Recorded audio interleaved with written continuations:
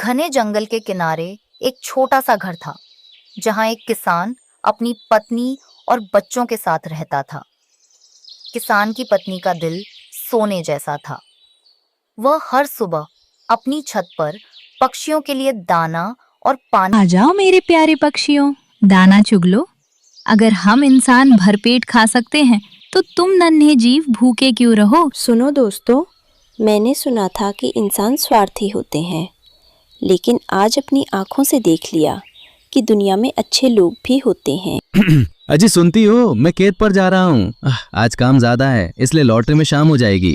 किसान चला गया और पक्षी भी पेट भरकर अपने बच्चों के लिए चोंच में दाना दबाकर उड़ गए। कई दिनों तक यह सिलसिला यूं ही चलता रहा, लेकिन नियति को कुछ और ही मंजूर था। एक दोपहर जब किसान खेत में कड़ी मेहनत कर रहा था, झाड़ियों में छिपे एक जहरीले सांप ने उसे डस लिया। अस्पताल पहुंचने से पहले ही किसान की मृत्यु हो गई। किसान की पत्नी पर दुखों का पहाड़ टूट पड़ा। घर में कमाने वाला कोई न था और धीरे धीरे घर का राशन और पैसे खत्म हो गए। दोस्तों, कई दिन बीत गए, छत पर दाना नहीं मिला। घर भी कितना शांत और उदास लग रहा है। तभी किसान की पत्नी बाहर आती है। उसकी आंखों में आंसू हैं। मुझे माफ कर देना मेरे नन्हे दोस्तों, आज भी मेरे पास तुम्हें देने के लिए कुछ नहीं है। कल से मेरे बच्चों ने भी कुछ नहीं खाया। तुम्हें दाना देने वाले अब इस दुनिया में नहीं रहे। ओह, कितना बुरा हुआ। मुझे शक तो था कि कुछ अनहोनी हुई है, तभी आज आप इतनी उदास हैं। अब मैं असहाय हूँ।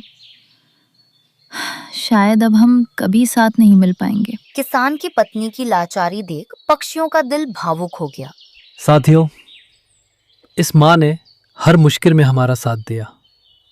जब हम भूखे थे, इन्होंने अपना निवाला हमें खिलाया।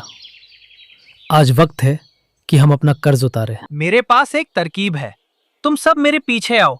मैं तुम्हें पहाड़ों के बीच एक पुरानी गुफा में ले चलता हूँ। कालू कौआ सबको लेकर एक अंधेरी गुफा के पास पहुंचा। कबूतर थोड़ा डरा हुआ था। कालू, तुम यहाँ क्यों लाए हो? हम छोटे पक्षी उसकी मदद कैसे करेंगे? धैर्य रखो। रीमा, तुम मेरे साथ गुफा के अंदर आओ। गुफा के अंदर बहुत अंधेरा था, लेकिन एक कोने में कुछ चमक रहा था। वह एक बेशकीमती हीरा था। जब मैं पिछली बार यहाँ से गुजर रहा था, तब मैंने इसे देखा था। इंसान इस पत्थर के लिए कुछ भी कर सकते हैं। इसका मतलब ये हीरा किसान की पत्नी की सारी गरीबी दूर कर सकता है। रीमा ने उस हीरे को उठाया और उड़ते हुए सीधे किसान की पत्नी के पास पहुंचे। तुम लोग फिर आ गए? मैंने कहा ना, मेरे पास कुछ नहीं है। माँ जी, हम यहाँ लेने नहीं, आपको कुछ देने आए हैं। आपने हमें परिवार माना, अब हम अपना फर्ज निभाएंगे। ये देखिए माँ जी, ये हीरा आपके लिए है। हम भले ही छोटे हैं, पर हमारा दिल बड़ा है। जब हम नेक काम की सोचते हैं तो भगवान भी रास्ता दिखाता है। किसान की पत्नी की आंखें फटी की फटी रह गईं। उसकी आंखों से कृतज्ञता के आंसू बहने लगे। आप इसे सुनार को बेचकर अपनी जरूरतें पूरी कीजिए, पर हमें भूल मत जाना, आपकी छत जैसा सुकून कहीं नहीं मिलता। मेरे अपने रिश्तेदारों ने मुंह मोड़ लिया, लेकिन तुम नन्हे पक्षियों ने मेरा साथ दिया। मैं तुम्हें कभी नहीं भूलूंगी। माँ जी, क्यों ना आप इस पैसे से मिठाई की दुकान खोल ले।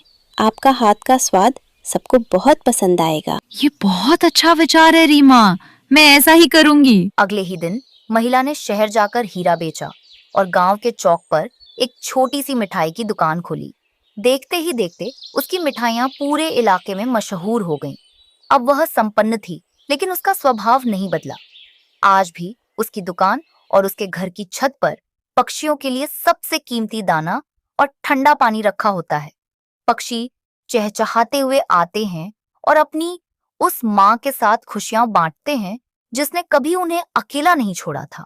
एक समय की बात है, एक हरा भरा जंगल था जहां रीमा चिड़िया अपने छोटे से घोंसले में रहती थी।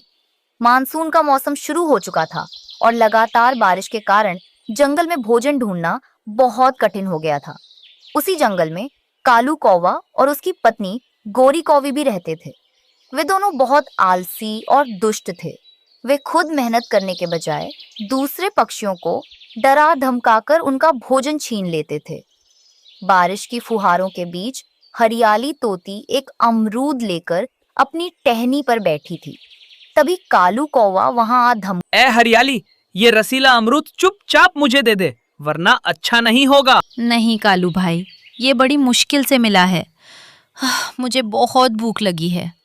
तू प्यार की भाषा नहीं समझेगी। कालू ने उसे जोर से चोंच मारी और अमरूद छीन लिया। उधर गौरी कौवी ने लाडो चिड़िया को घेर रखा था। लाडो, जो दाना तूने छुपाया है वो मुझे दे दे।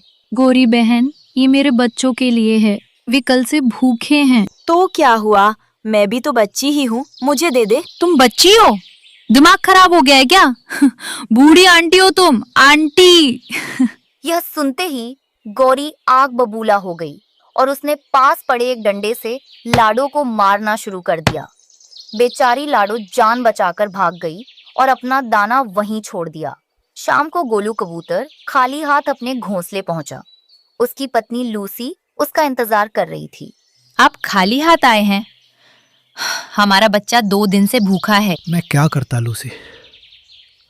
वो दुष्ट कालू रास्ते में बैठा था। उसने कहा कि वो बहुत ताकतवर है और मेरा बुरा हाल कर देगा। जान बचाने के लिए मुझे सब उसे देना पड़ा। ये अत्याचार कब तक चलेगा? अगर ऐसा ही रहा तो हमारा बच्चा बीमार पड़ जाएगा।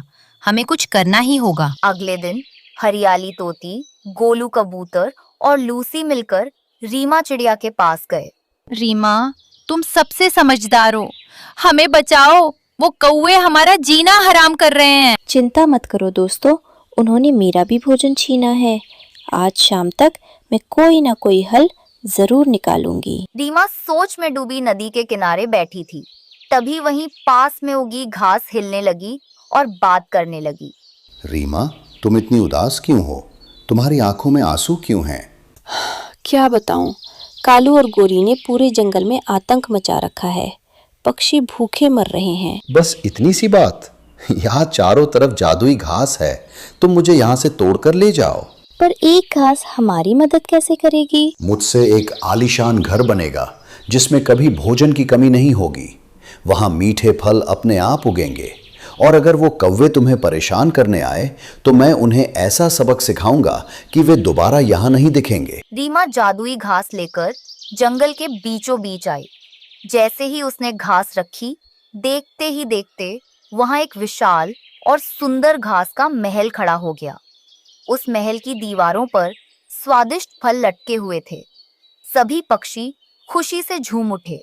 तभी गौरी कौवी की नजर उस आलीशान घर पर पड़ी। कालू, देखो रीमा ने कैसा जादू किया है। चलो उन्हें डराकर उस घर पर कब्जा कर लेते हैं। सही कहा, अब हमें भोजन ढूंढने की जरूरत ही नहीं पड़ेगी। हम इस जंगल के सबसे अमीर पक्षी बन जाएंगे। दोनों उड़कर महल के पास पहुंचे और धौंस जमाते हुए अंदर घुस गए। वे बिना पूछे मीठे फल तोड़ने लगे। अचानक महल की घास हिलने लगी। जादुई घास से नुकीले कांटे बाहर निकल आए। लालची कौवों, दूसरों का हक छीनना तुम्हें भारी पड़ेगा। कांटों ने कालू और गौरी को चारों तरफ से घेर लिया और उनकी जमकर पिटाई शुरू कर दी। कालू और गौरी दर्द से कराहने लगे। बचाओ कालू, भागो, यहाँ तो कांटे हमें मार डालेंगे। मुझे छोड़ दो, मैं कभी किसी को परेशान नहीं करूंगा। वे दोनों लहूलुहान होकर वहां से ऐसे भागे कि फिर कभी उस जंगल की तरफ मोड़कर नहीं देखा। अब जंगल का नजारा बदल चुका था। रीमा और उसके सभी साथी उस जादुई महल में प्यार से रहने लगे। तो दोस्तों, इस तरह सच्चाई और एकता की जीत हुई। कालू और गौरी की दुष्टता का अंत हुआ और जंगल के सभी पक्षी अब बिना किसी डर के स्वादिष्ट फलों का आनंद लेते हुए खुशी खुशी रहने लगे। जो दूसरों का बुरा चाहते हैं, अंत में उनके साथ भी बुरा ही होता है। घने